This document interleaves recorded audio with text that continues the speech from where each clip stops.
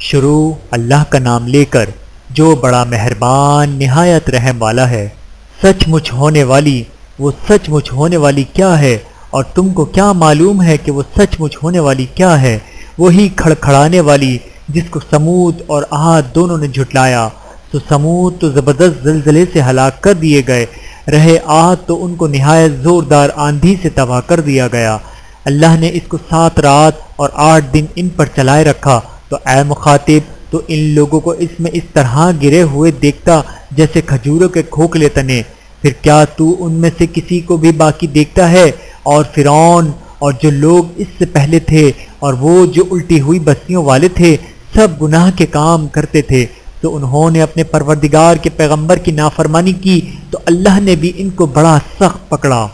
جب پانی طغیانی پر آیا تو ہم نے تم لوگوں کو کشتی میں سوار کر لیا تاکہ اس کو تمہارے لیے یادگار بنائیں اور یاد رکھنے والے کان اسے یاد رکھیں۔ پھر جب سور میں ایک بار پھونک مار دی جائے گی اور زمین اور پہاڑ دونوں اٹھا لیے جائیں گے، پھر ایک بار ہی توڑ پھوڑ کر برابر کر دیے جائیں گے، تو اس روز ہو پڑنے والی یعنی قیامت ہو پڑے گی اور آسمان پھٹ جائے گا، تو وہ اس دن کمزور ہوگا اور فرشتے اس کے کناروں پر ہوں گے، اور تمہارے پروردگار کے عرش کو اس روز 8 فرشتے اپنے اوپر اٹھائے ہوں گے۔ اس روز تم لوگ سب پیش کیے جاؤ گے، اس طرح کہ تمہاری کوئی پوشیدہ بات چھپی نہ رہے گی۔ اب جس کا اعمال نامہ اس کے دائنے ہاتھ میں دیا جائے گا، وہ دوسروں سے کہے گا کہ لیجئے میرا نامہ اعمال پڑھیے، مجھے یقین تھا کہ مجھ کو میرا حساب کتاب ضرور ملے گا۔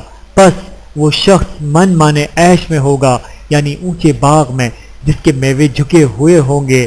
ان سے کہا جائے گا کہ جو اعمال تم ایام گزشتہ میں آگے بھیج چکے ہو، ان کے عوض مزے سے کھاؤ اور پیو۔ اور جس کا نامہ اعمال اس کے بائیں ہاتھ میں دیا جائے گا تو وہ کہے گا اے کاش مجھ کو میرا اعمال نامہ نہ دیا جاتا اور مجھے معلوم نہ ہوتا کہ میرا حساب کیا ہے۔ اے کاش موت میرا کام تمام کر چکی ہوتی، آج میرا مال میرے کچھ بھی کام نہ آیا، مجھ سے میرا اقتدار جاتا رہا۔ حکم ہوگا کہ اسے پکڑ لو، اب اسے طوق پہنا دو، پھر دوزخ کی آگ میں اسے جھونک دو، پھر زنجیر سے جس کی لمبائی 70 گز ہے جکڑ دو۔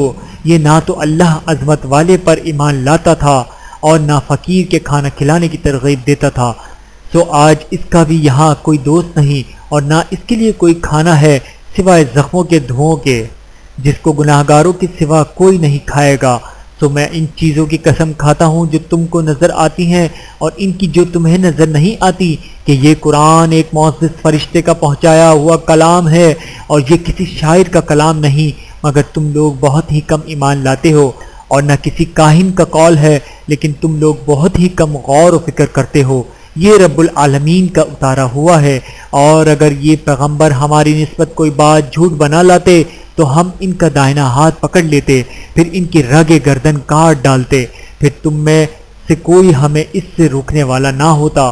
اور یہ کتاب تو پرہیزگاروں کے لیے نصیحت ہے، اور ہم جانتے ہیں کہ تم میں سے بعض اس کو جھٹلانے والے ہیں، نیز یہ کافروں کے لیے موجب حسرت ہے، اور کچھ شک نہیں کہ یہ یقین کرنے کے لائق ہے۔